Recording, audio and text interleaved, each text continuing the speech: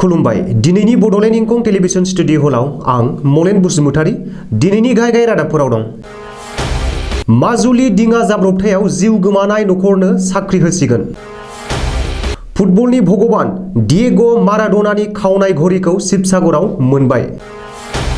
जर'खा एचएस जोबथा आनजादनि रिजाल्ट फोसावबाय।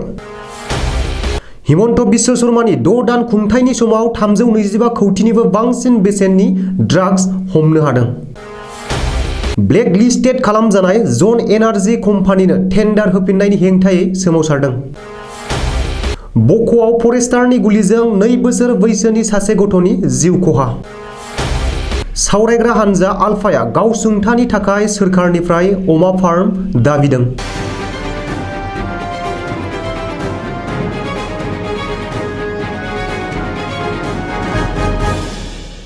दानिया फैदो आबुं रादाबाव। दाननैसो सिगां बुरलुंबुथुर दैमायाव गिख्रंथाव दिङा जाब्रबथाय जानाय जाथायाव जिउ गोमानाय सुबुंनि नखरनो रायजो सोरखारा साख्रि होसिगोन। मन्त्रि पीयूष हाजरिकाया मोनसे खौरांगिरि मेल खुंना बे बाथ्राखौ फोरमायथिदों। मख'नो गोनांदि शुक्रबारखालि गिबि मन्त्रि डक्टर हिमन्त बिश्व शर्मानि दैदेननायाव जानाय आसाम सोरखारनि केबिनेट मेलनि गेजेरजों दिङा जाब्रबथायाव जिउ गोमानाय नखरनि सुबुंनो सोरखारि साख्रि होनो थांखि लाबाय। पीयूष हाजरिकाया फोरमायथिनाय बादिब्ला आसाम सोरखारा माजुलि दिङा जाब्रबथायाव जिउ गोमानाय इन्द्रेश्वर बरानि बिसिनो सोलोंथाइ बिफानाव 4थि थाखोनि मोनसे साख्रि होगोन। बेबादिनो गंसे फरायसालिमानि लेक्सारार परिमितानि बिनानाव मधुमिताखौ स्कार्ट लेक्सारार महरै थिसनथाइ होनो केबिनेट मेलाव थांखि लानाय जायो। फुटबलनि भगबान डिएग' माराडोनानि गोमानाय आखायाव गानग्रा आखाइ घड़ीखौ आसामाव हमना मोनबाय। मोनसे समाव बुहुमनाङै अनसायजानाय आरो आर्जेन्टिनानि स्टार फुटबलार फुटबलनि भगबान बिमुं मोननो हानाय डिएग' माराडोनानि खावजानाय घड़ीखौ आसामाव बोखांबाय। गिबि मन्त्रि डक्टर हिमन्त बिश्व शर्मा आरो स्पेसियेल डिजिपि जिपि सिंहआ दिनै टुइटाराव टुइट खालामनानै बे बाथ्राखौ मिथिहोदों। शिबसागर सहरनि साखाथियावनो थानाय दारिका घाटआव सिग्रोमनानै वाजिद हुसैन मुंनि सासे सुबुंखौ हमनायनि उनावनो माराडोनानि खावजानाय घड़ीखौ शिबसागर पुलिसआ बोखांनो हायो। रिपर्ट बादिब्ला वाजिद हुसैनआ 2016 मायथाइनिफ्रायनो दुबाइनि आल्लावार एन्टारप्राइज मुंनि मोनसे कम्पानिनि जोहै नेग्रानि खामानि मावदोंमोन।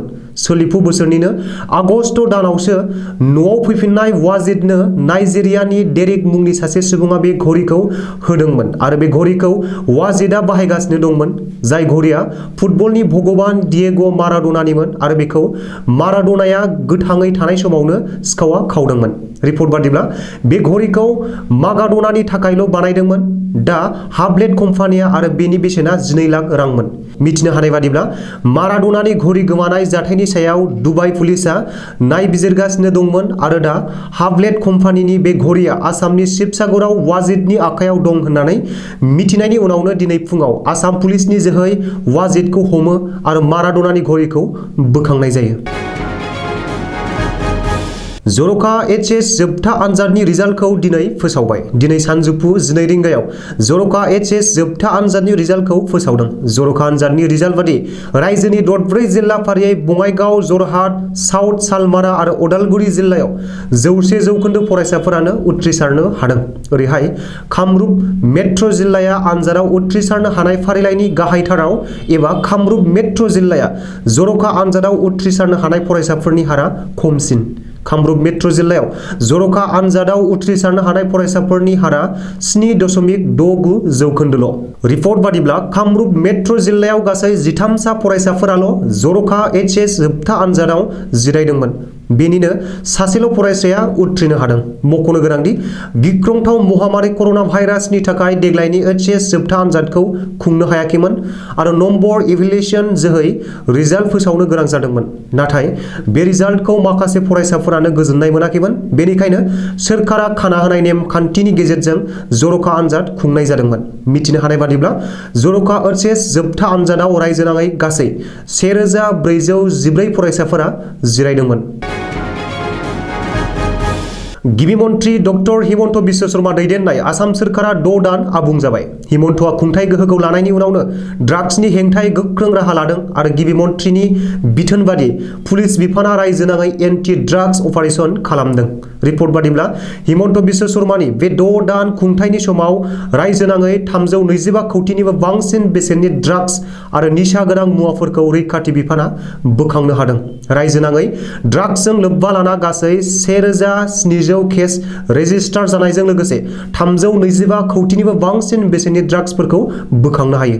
बेनिनो 50 केजि हिर'इन, 37 केजि आफिं, माखासे निसा गोनां टेब्लेट आरो मुवा बेसादफोर, गं 133 गारिफोरखौ बोखांनो हायो। बेजों लोगोसेनो 2900 सा सुबुंफोरखौ रैखाथि बिफाना हमदों होननानैबो आसाम पुलिसनि CIDआ नार्कटिक्स कन्ट्रल ब्यूरोनि मददाव साननैसोनि हाबाफारिजों बानजायनाय जर'खा फोरोंथाय बादा बेखेवनाय हाबाफारियाव DGP भास्कर ज्योति महन्तआ बुंदों। बे हाबाफारियावनो DGPआ ड्राग्स फ्री आसाम मुंनि मोनसे एप बेखेवदों। बे एपनि गेजेरजों सरासनस्रा रायजो राजाफोराबो ड्राग्स फाननाय, लाबोखुमानाय आरो सोबनाय बायदिनि बागै आसाम पुलिसनो मिथिहोहरनो हागोन। बाक्सानाव मोनसे थाव फुंखायाव गिख्रंथाव अर खामनायनि उनाव अइल इन्डिया लिमिटेडजों ब्लेक लिस्टेड खालामजानाय जन एनार्जी मुंनि फसंथाननो फिन गोथां थाव बोखांनायनि टेन्डार होनायखौ लानानै शिबसागराव दुंहाव थासारि। बेनि हेंथायै शिबसागरनि आमगुरियाव लाइमोनफोरा दिनै गोख्रों सोमावसारदों। बेजों लोगोसेनो ब्रिस्टर असमिया जुग मन्च मुंनि मोनसे आफादा बाक्सान थाव फुंखायाव अर खामना खहा जानांनाय नखरफोरनो थाबैनो खहा सुफुंनाय होनायजों लोगोसे जन एनार्जी मुंनि फसंथाननो टेन्डार होनायखौ बोखांना लाफिननो थाखाय दाबि खालामदों। नङाब्ला अइल इन्डियाखौ बन्द खालामगोन होननानैबो हुमखि होदों।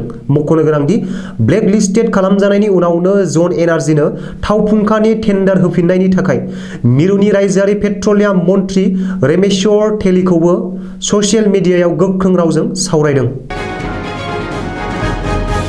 कामरुप जिल्लानि बक' सेकादारि गामियाव शुक्रबारखालि मोनाबिलि समाव हाग्रा बिफाना मैदेर होनायनि मुङाव गावनाय गुलिजों नांजानानै 2 बोसोर बैसोनि सासे उन्दै गथ'आ जायगायावनो थैदों। बेनि अनगायैबो गथ'नि बिमायाबो गुलि नांजानानै गोब्राब हालोदाव जोखोम जानानै गुवाहाटी मेडिकेल कलेज हस्पिटालाव एडमिट जानानै दं।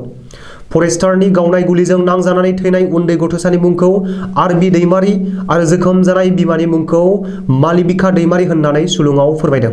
हाग्रा बिफाननि मावफारियाफोरा गामियाव फैनाय मैदेरखौ होहरनो नाजानाय समाव बिसोर सानैबो गावसोरनि न'आवसो दंबाय थायोमोन। बावैसो सिगाङाव आसाम सोरखारा 1100निबो बांसिन आगु NDFB मोनखौ गावसुंथायनि थाखाय 4 लाख रांनि चेक गथायनायखौ नोजोर होनानै आथिखालाव सावरायग्रा हान्जानि आलफायाबो गावसुंथायनि थाखाय आसाम सोरखारनिफ्राय अमा फार्म दाबि खालामदों।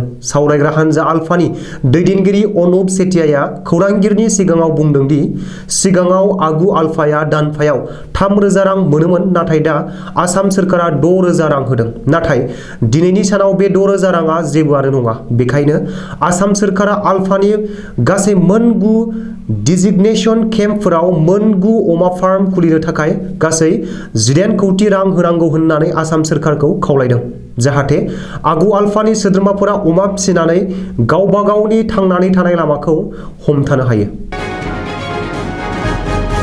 दिनैनि रादाबा एसेनोसै। गोजोन्थों।